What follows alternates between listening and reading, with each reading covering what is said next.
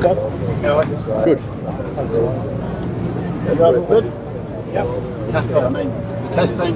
What are you about to talk about the test team then? We can talk about T20 first, it would be great. Okay, T20 game will play for tomorrow night, what do you make? Oh, really looking forward to it. I think it's a wonderful occasion. Of course, the Gold Coast getting its first international game and having India here to show the awesomeness of the Gold Coast, I think is something good. An opportunity for all. You're getting involved in the beach cricket as well, eh? I am. I thought I'd come on down. I'm from Brisbane, but I've been loving the Gold Coast for years, since I was a kid coming down here, and I think that's just the opportunity it has been. Obviously with India coming here and pretty big audience, I suppose, back in India to show them how awesome this place is. It's not just sun, sand and the surf, of course. There's so much more about the Gold Coast, which is why it's so great. You must be happy to see Jasprit Bumrah doing so well in the T20 side, being a Brisbane Heat man yourself. Yeah, definitely. What do you make of his development?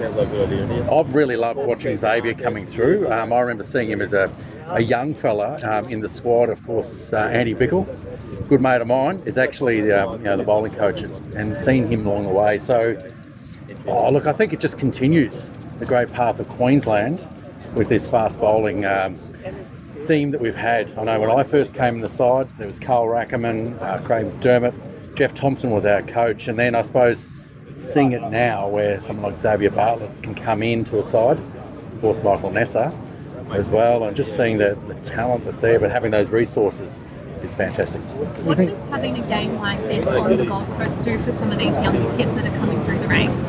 I think it's just a matter of give you an opportunity to see, make sure and start believing that it's possible. I think when you're quite often in, may say, regional parts of Queensland and Australia, it seems a million miles away. And when you're having a game like this at around the corner at the stadium, it really gives you the opportunity to go see and just be inspired, I think, and that's what's so important. How important is it for Australian selectors to get the transition to the next generation of fast bowlers right? And we've got Doggett and Abbott in this team, obviously. Morris is injured, unfortunately, but tell us a bit about that. Are you concerned about how that transition unfolds? No, look, I'm not. I'm not going to overthink it, because I just know that the Shield competition is the best in the world, and it gives you the players the opportunity to perform, against fantastic players in the great conditions we do. I know there's a science component to it now, as far as all that, but I think ultimately the players today are so much fitter, stronger and faster than certainly we were back then because of that. So I think that's the exciting part, and just have the confidence that talent is going to see its way through. Who do you think is the next generation of fast bowlers? When these guys, we know what their age profile is, it's going to come a time. Who's next up on the ranks? Oh, look, there's a lot of players there, and I think that's the great part of this opportunity. And the key is really you've got to stand out from the crowd, and by doing that and doing well in domestic cricket. I know that 2020 in the version of the season's a little bit different, where you've got those Shield games at the start, and then after you've got all these 2020 matches in between, the Big Bash. So it's not ideal for that, but I just think that, for players, same with the bat, the opportunity right now just to stand out. Doggett and Abbott, they've been named in this squad, and they're a bit older than someone like Morris. Yep. You'd be impressed with that? Well, I think it comes with experience too. And of course, Brendan Doggett's a Queenslander. He took the opportunity to go to South Australia. I know the opportunity to be close to Jason Gillespie was the inspiration for him to go down there. So that was great. Big move for him to go down. But it's certainly seen the benefit of it. For South Australia, he's done really well and been part of that Australian squad for a number of years. So you think if he gets called up at any point, he's ready to rock? Yeah. What do you like about he's him? Good. Not only he's an athlete, but he's also his pace. It makes it look easy, I think. And he keeps coming. I think that's the other thing, which you have to do at Test cricket. It's not like that express pace. It's rare to have an England team that's probably going to be a faster, than an Australian team. What do you make about the lack of express pace? I don't think it really matters, to be honest. You need to get 20 wickets to win a Test match, of course.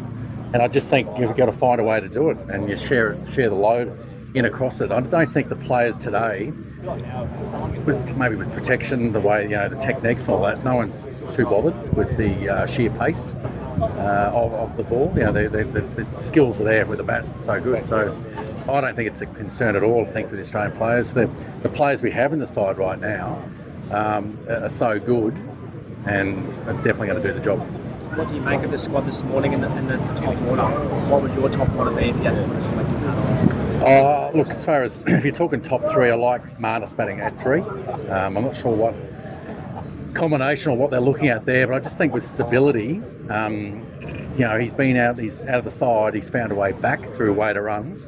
It's a real opportunity for him to cement, I guess, that number 3. Australian cricket's always had that for a long period of time, where you had, that guaranteed, best batsman batting at 3, from your Chappells and right through to Ponnings.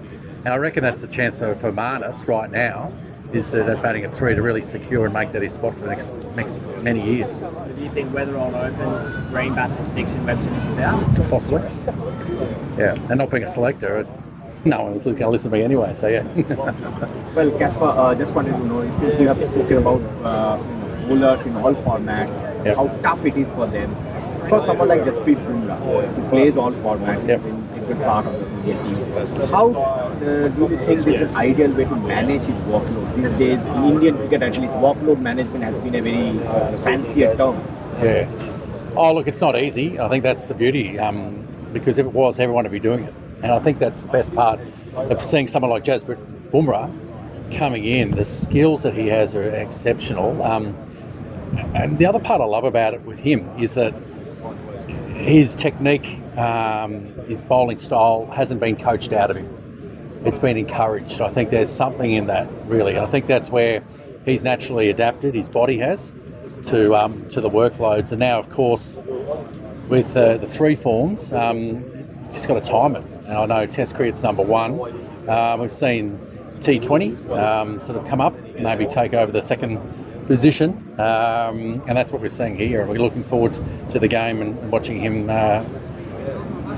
in these matches. Thanks, guys. Prediction for the Ashes? Look, I'd like to think that, I guess the last few years, when England have come out, I think we've won, was it 4-0 in the previous 2 times, I think. So I'm going to go with 4-0 again, Australia. Unlike Glenn McGrath, he'll always be 5-0, so yeah. Thanks, guys. Thank you. Even into